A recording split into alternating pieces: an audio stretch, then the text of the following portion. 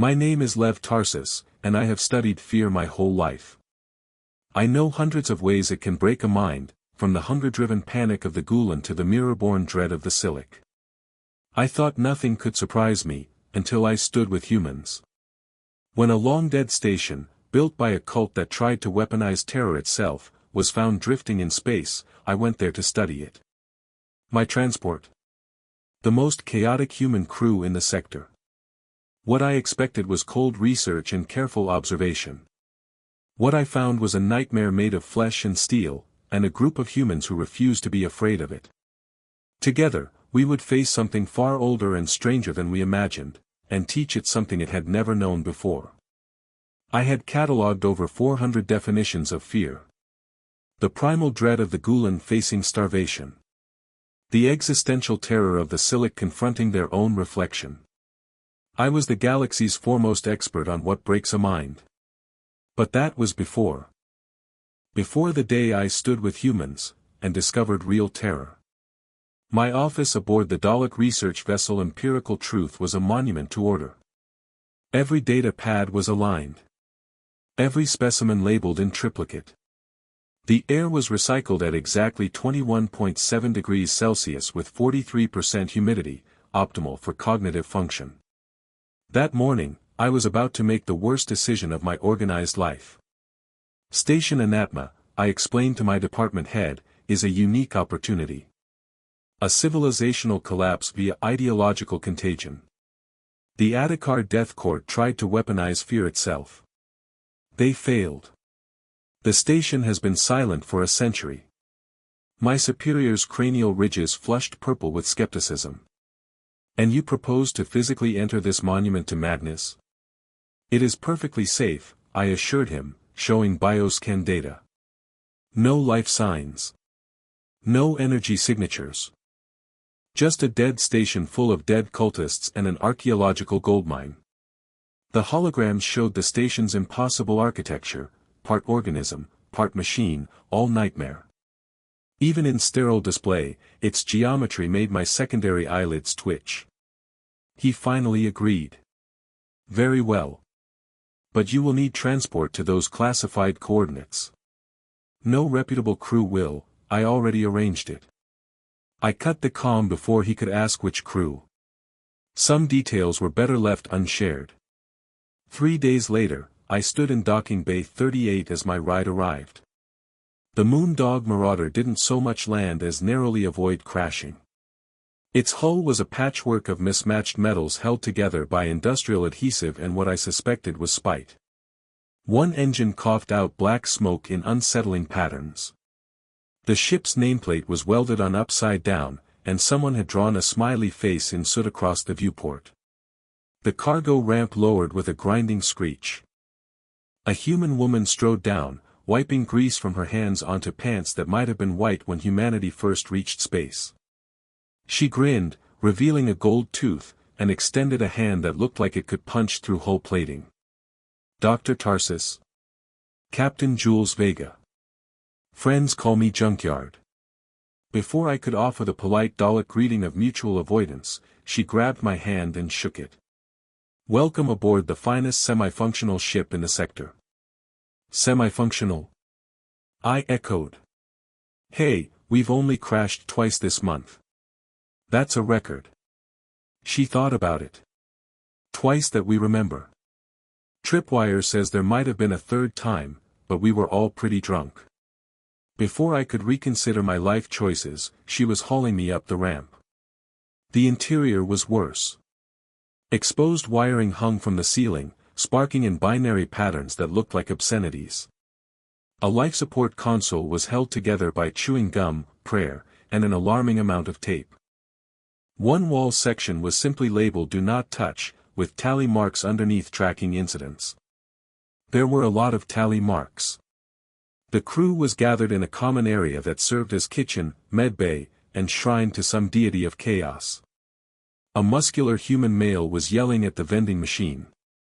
I gave you 5 credits, he shouted, brandishing a combat knife. You owe me a protein bar, you mechanical piece of, the vending machine beeped smugly. That's Connor, Jules explained. Demolitions expert and part-time marriage counselor. Don't ask. I'm excellent at both. Connor called, now picking the machine's lock. Explosions and relationships both require careful timing and accepting collateral damage. A woman with wild auburn hair looked up from a datapad titled Sentient Fungal Colonies and You, a Love Story. She sat in a command chair held together by duct tape and bungee cords. Dr. Maddie Knox, she introduced herself. Astrobiologist, amateur chef, and the only reason these idiots haven't died of space scurvy. Space scurvy isn't real, Connor protested, finally liberating a protein bar. That's what Cast said before his teeth fell out, Maddie shot back.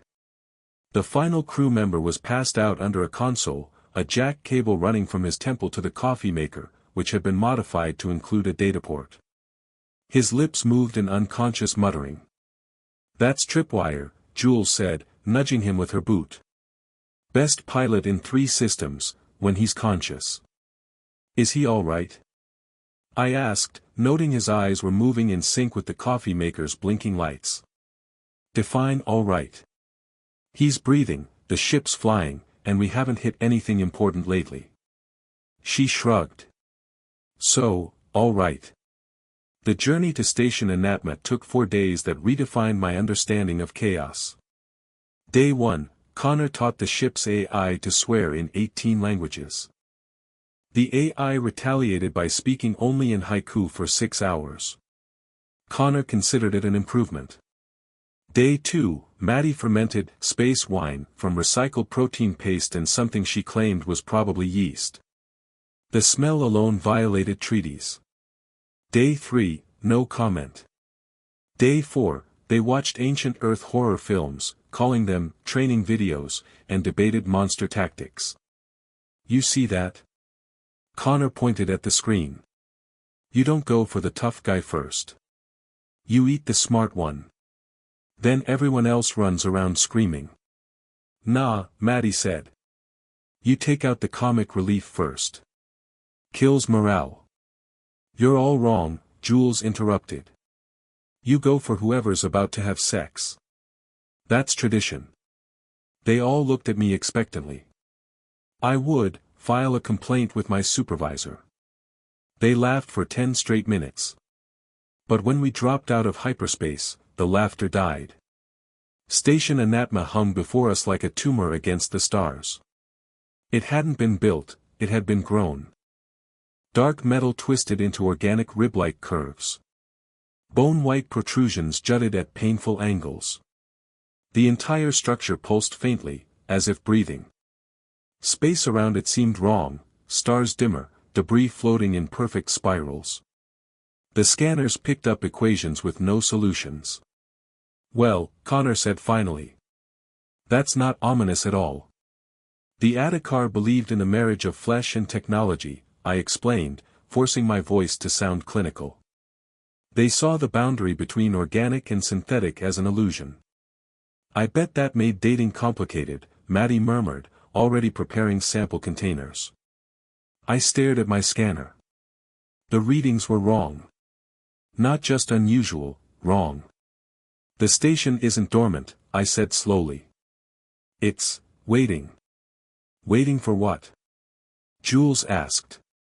Visitors. She went from joking to business instantly. Tripwire, take us in slow. Connor, prep breach charges. Maddie, get your kits. Doc, are you sure about this? My academic side said yes. My survival instincts screamed no. Absolutely certain. Good enough for me, Jules said. Let's go poke the haunted death station. The Moondog Marauder approached a massive wound in the station's side. Its edges pulsed, and as we drew closer, the opening dilated, revealing a glistening interior. Anyone else feel like we're about to be eaten? I asked. Nah, Connor said. I've been eaten before. This is way too polite. I decided not to ask for details. The ship slid into the organic docking bay with a wet, unpleasant squelch. Umbilical connections didn't click into place, they grew, flesh metal tendrils wrapping around our hull. That is definitely creepy, Maddie said, but her tone carried scientific fascination. Standard rules, Jules announced, checking her plasma cutter. Stay together. Don't touch anything Connor hasn't touched first. And if something tries to eat you, make sure Maddie gets a sample before it succeeds. For science, Maddie said cheerfully. The airlock dilated with a sound like a dying breath. The air that rushed in smelled of static, copper, and sweet rot.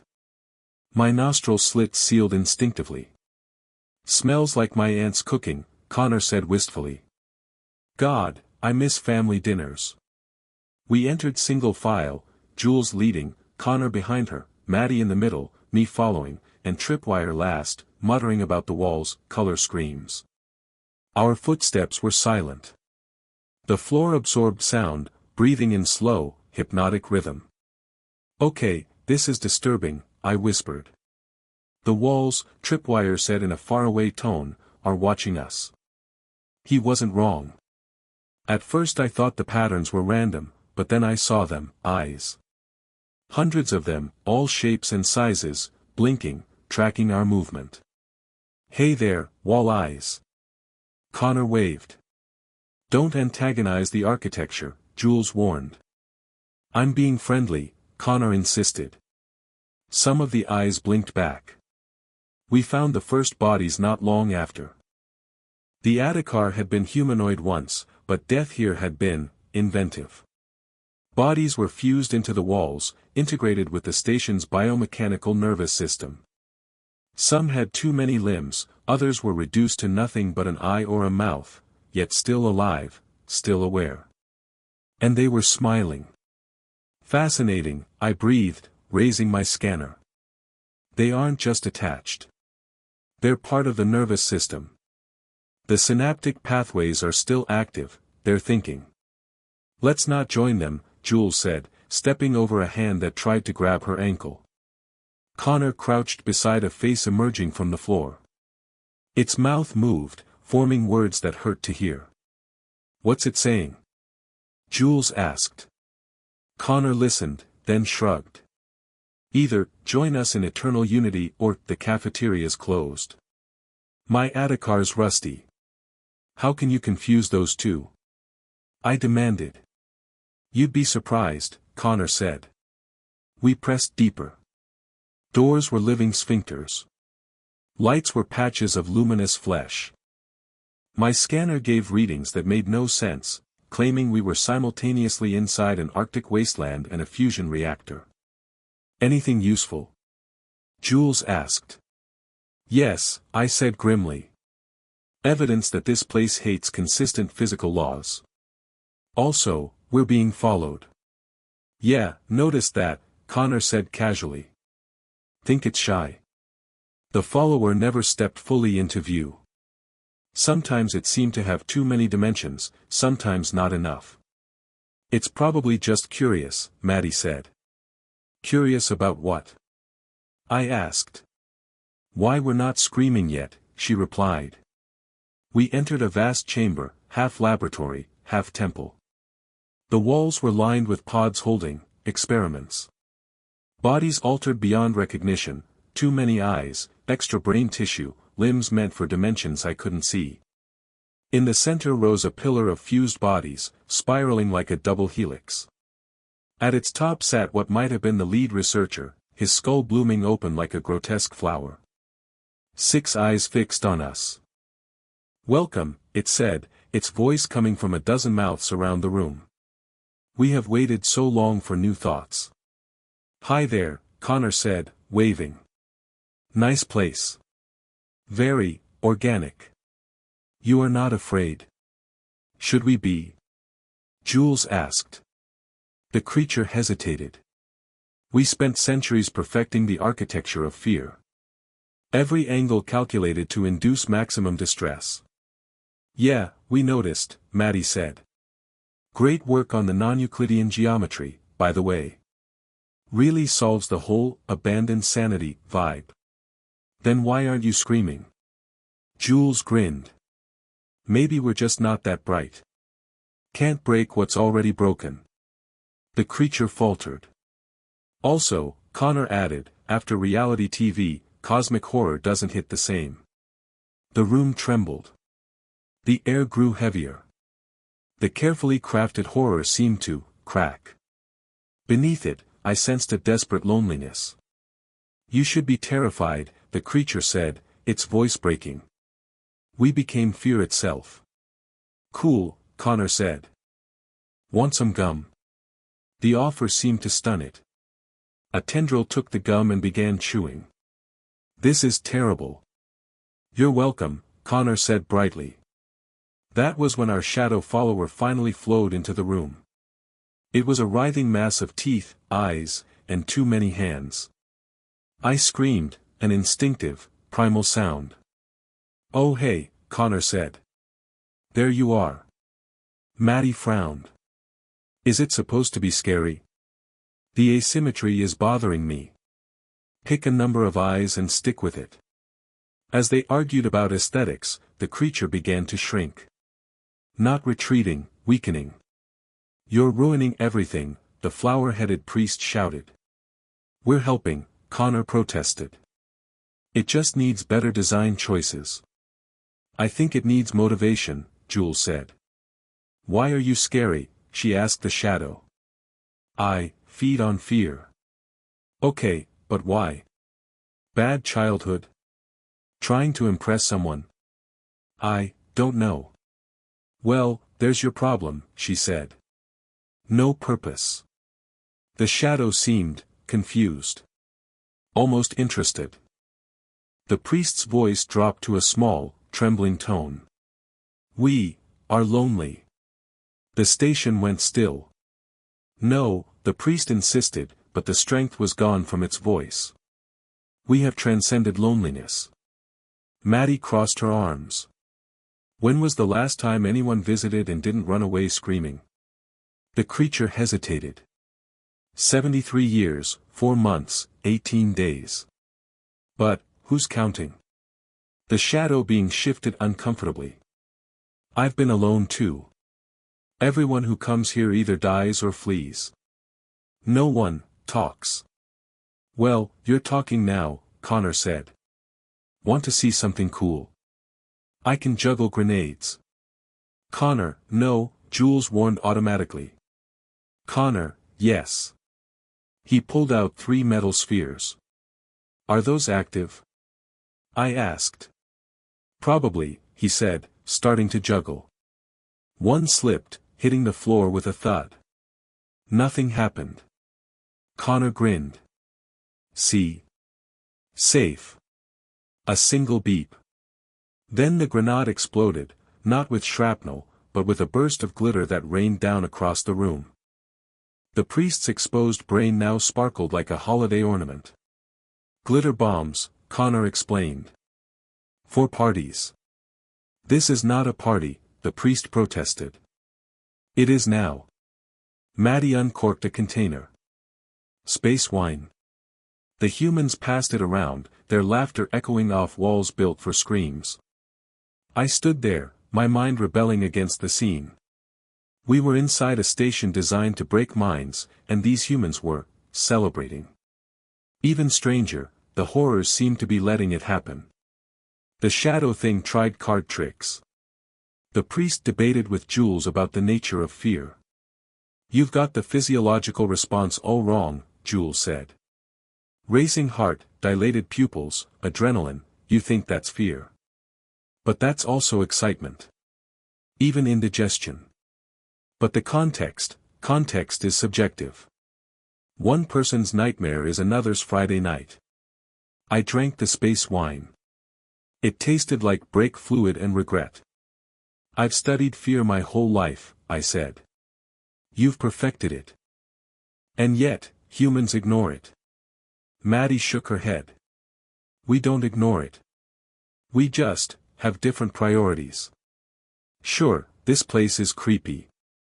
But have you seen rent prices in the core worlds? That's real terror. Connor nodded solemnly. Cost of living, cosmic horror at its finest. What's rent? The shadow asked. The humans explained. By the end, both horrors looked genuinely disturbed. You choose to live like this? The priest asked. Not choose, Jules said.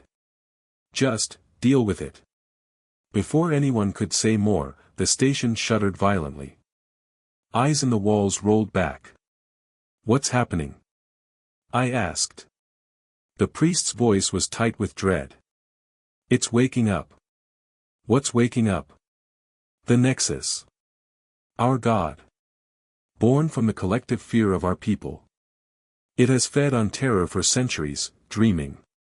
But you, its gaze swept the humans. You are not afraid. You are enjoying yourselves. It is, confused. Confused is better than hungry, Connor said. No. It will try to understand you. And when it can't, it will try to remake reality into something it does understand. A reality where you cannot exist. The humans exchanged glances. So, Connor said slowly. We broke your God's brain by being too stupid to be scared. Essentially, yes. Awesome. Think it wants to learn card tricks too. The Nexus didn't speak in words. It entered my mind, slipping between thoughts. It showed me the heat death of the universe. The last star fading. The cold void swallowing everything. I collapsed to my knees. You okay, Doc? Jules knelt beside me. It's hungry, I gasped. Maddie glanced at her scanner. These readings are insane. The entire station is one giant brain, and it just woke up. Connor helped me up. Is it friendly? The psychic pressure increased. The Nexus sifted through my memories, my meticulous catalog of fear, and then found the last 4 days with the humans. It recoiled. What's wrong? Jules asked. It doesn't know how to process you, I said. Your noise to it. Beautiful, chaotic noise. The priest gave a sharp, humorless laugh. It has consumed ordered, logical minds. But yours, it gestured to the crew. Are like, trying to divide by 0 while calculating the color of a sound. In my mind, I felt Connor's thoughts bleed through, an idea for a shaped charge made of glitter. A song entirely about human gluteal anatomy.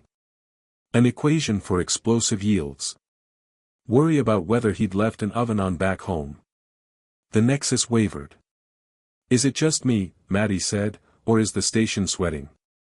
Condensation dripped from the walls. It's having a panic attack, the priest whispered. Our God is having a panic attack.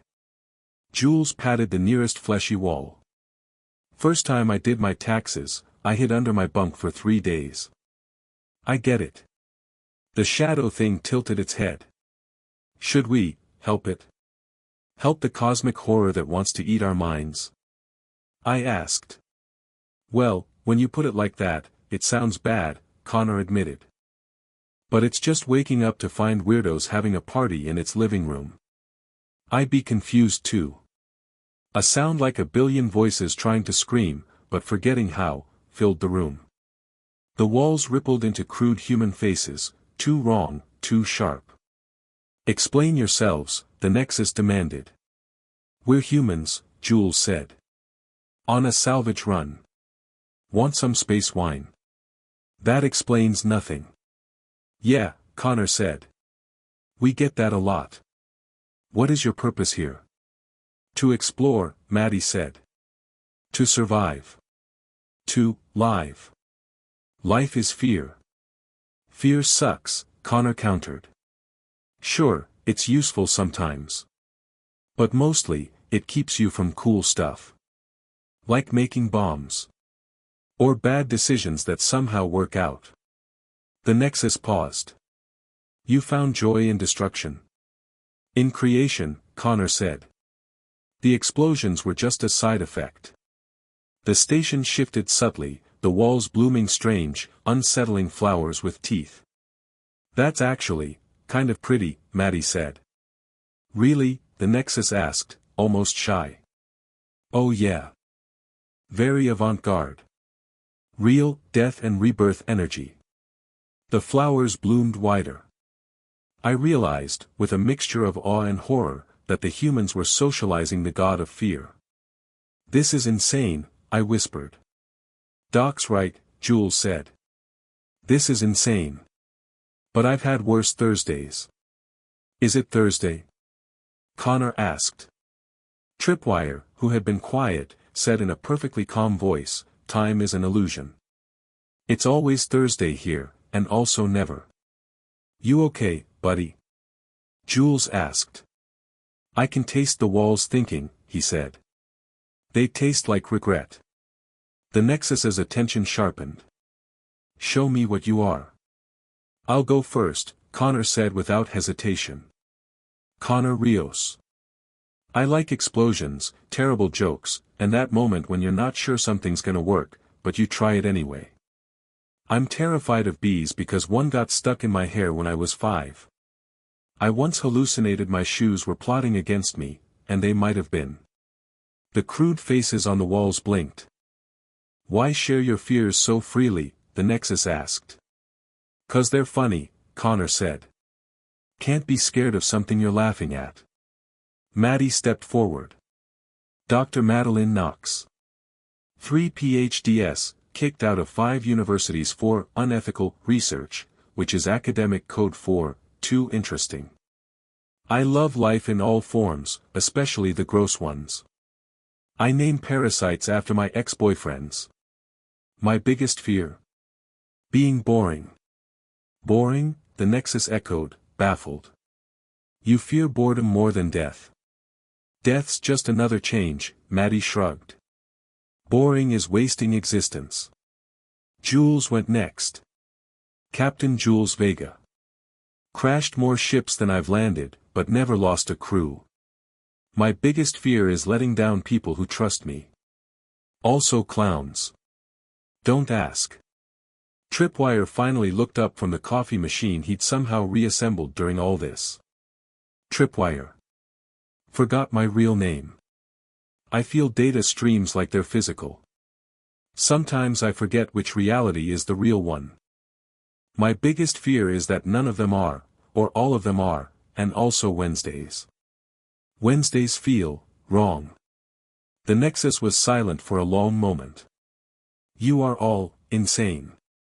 Probably, they all said in unison. And yet you function. You thrive. You turn fear into joy. It's more like composting, Jules said. You take the nasty stuff, let it ferment, and eventually you get something useful. Show me more, the Nexus demanded. So they did. Connor demonstrated a small explosion, artfully contained, sending glitter spiraling into the air. Maddie described her theory that all life was the universe trying to understand itself through trial and error. Jules told the story of her first command, saving the day through sheer stubborn improvisation. Tripwire talked about tasting the difference between corrupted and clean code. The station began to change. The walls grew textures, some soft, some scaled, some that giggled when touched. It is chaotic, the Nexus observed. Welcome to the human experience, Jules said. It doesn't get easier, but it gets more interesting. I do not understand. You fear death, but you seek danger. You crave connection, but value independence. You laugh at what should terrify. You create meaning from meaninglessness. Yeah, Connor said. We're a paradox. That's why we're fun at parties. The word parties seemed to catch the Nexus's attention. The gathering you had, that was a party. Pretty lame one, Maddie admitted. No music, minimal snacks, ambience a bit too cosmic horror. We could improve, the Nexus said. And then things got strange. The chamber reshaped itself. Walls bloomed with phosphorescent patterns pulsing to a rhythm. The floor softened, the ceiling opened to a view of fractal stars. Is the fear god trying to throw a party? I asked. I think it is, Jules said, delighted. Hey, Nexus, you got music? The station hummed, resolving into something almost like a tune, if an orchestra of nightmares had decided to be friendly. Needs more bass, Tripwire critiqued. The screaming is traditional, the Nexus protested. Maybe turn it down a notch, Maddie suggested.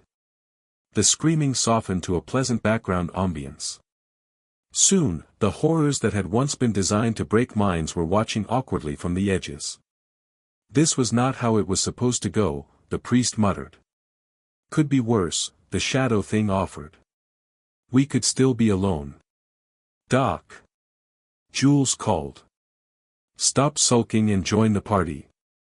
I don't understand how you're not terrified, I said. Oh, we're scared, Jules replied. But scared doesn't mean stop. It just means you bring friends.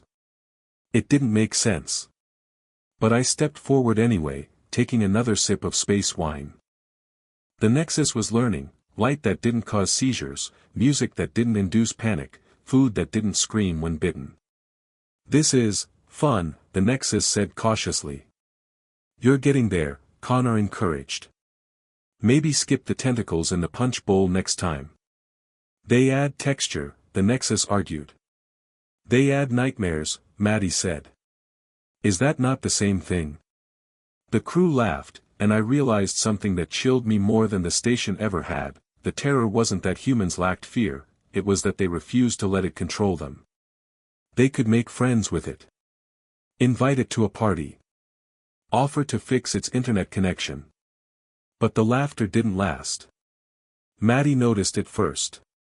Is it just me, or is the station getting twitchy? She was right. The walls trembled.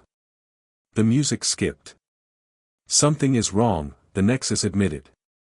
We are changing, becoming something we were not meant to be. The priest's eyes widened. The core programming, we built failsafes. If the Nexus deviates too far from fear, it purges. Purges? Jules asked. Returns everything to factory settings. Connor's expression darkened. Factory settings meaning kill everything and rebuild? Essentially, yes. How long?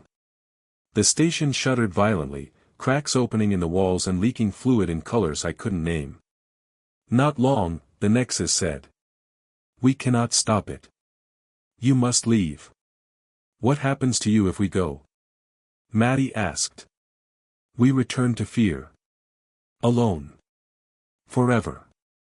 The humans exchanged that look again, the one right before they did something reckless. Nah, Jules said. We're not leaving. Captain, I began cautiously, perhaps we should reconsider. Doc's right, Connor interrupted.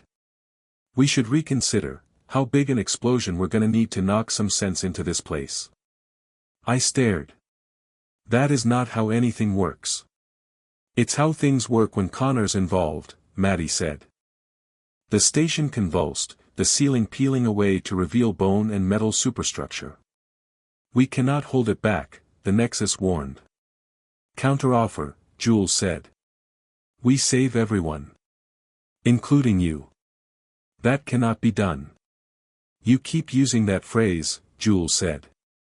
I don't think it means what you think it means. The priest was already at a pulsing control node. The purge is hard-coded. To stop it, you must rewrite the core. Can we rewrite it? Jules asked. I've hacked worse, Tripwire said suddenly. You've hacked a god before? Nope. But I hacked a coffee machine to feel emotions. How different can it be? The plan formed fast. Tripwire would jack into the Nexus and rewrite its code. Connor would set charges to jostle things. Maddie and the priest would handle the biological components. Jules would coordinate. And me? I asked. You get the most important job, Jules said. Be Tripwire's anchor. Why me? You're the only one here who remembers what normal looks like. I wanted to protest that I'd lost track of normal somewhere between the glitter bombs and the sentient vending machine, but the station shuddered again. Tripwire plugged in. His eyes rolled back, body going rigid. Purple, he murmured. Everything is purple. And math. Math that tastes like screaming. Good or bad? I asked. Yes, he said. The station flickered around us, walls shifting between nightmare corridors and flashes of impossible landscapes. Through tripwires connection, the Nexus's voice bled into the air. You cannot change what we are. We are fear. We are the ending of all hope. Your outdated software, Tripwire interrupted. You need an update. His fingers twitched across an invisible keyboard. Found the core. Oh, wow. You are way overdue for a patch. The Nexus growled in every frequency at once. We cannot be rewritten. Sure you can, Connor called from across the chamber, setting another charge. Everything can be rewritten if you use enough explosives. That's not how, I began. It's exactly how, Maddie cut in, elbow deep in a pulsing neuron cluster. The station trembled violently. Reality itself seemed to lag, frames skipping like a damaged holovid. Tripwire's voice was strained. I'm giving it a question it can't answer. What question? Jules demanded. What's the opposite of fear? The chamber went utterly still. Love, the priest guessed. Wrong, Tripwire said. The opposite of fear is curiosity. Fear says, don't touch. Curiosity says, but what if I do? The Nexus hesitated. The pause felt like an eternity. Connor's voice cut through it. Now. Now, Jules said. The explosions weren't destructive, not by Connor's standards. Controlled bursts of force rippled through the station, shaking loose mental architecture calcified by centuries of terror. Glitter burst from each detonation, sparkling in the shifting light. It's working. Maddie shouted. Synaptic pathways are reorganizing, fast. Tripwire's lips curled in a half-smile. Uploading existential philosophy now. The Nexus's voice changed. We don't know what we are anymore. Join the club, Jules said. We've got jackets. You said that when I joined, Connor grumbled. We still don't have jackets. Metaphorical jackets, Jules said. The priest was openly weeping, every eye dripping. We are free. After all this time, free to be something else. The shadow being's form rippled. Free to fail, it said. Free to try, Maddie corrected. Tripwire gasped and unplugged, sagging against me. That was, so purple. He blinked rapidly. Did it work? The station's walls shifted one final time. Gone was the temple of fear. In its place was something strange, wonderful, and inviting. One wall showed a star map of places that didn't exist yet. The floor felt like walking on solidified laughter. Light streamed in through apertures that changed shape in slow, curious spirals. We are, the Nexus said slowly, curious. About everything. Is this normal? It asked. Absolutely, I told it. Welcome to the club. Do we get jackets? The shadow asked hopefully. I'm making us jackets, Connor announced. Metaphorical or not. I laughed, a real, unguarded laugh. The kind that comes after surviving the impossible with people who make the impossible feel casual. Jules scanned the group. So, who wants to do this again next week? The chorus of, yeah, was immediate. You're all insane, I said. You love it, Jules replied. And I realized, she was right. But the station wasn't done with us yet. The floor vibrated underfoot, a gentle tremor instead of a violent one. The Nexus's voice was thoughtful now. We would like to try something. Hit me, Jules said. A section of the wall split open, revealing a corridor lined with soft light and strange smells, spicy, sweet, sharp. We have made a game. Will you play? What kind of game? Maddie asked. A hunt. But not for killing. Connor grinned. Scavenger hunt. Yes. But with rules we invent as we go. Tripwire perked up. Procedurally generated chaos. I'm in. I should have been terrified. I should have been cataloging the psychological dangers. Instead, I wanted to see what happened next. The humans plunged into the corridor without hesitation, laughing, arguing, already making bets.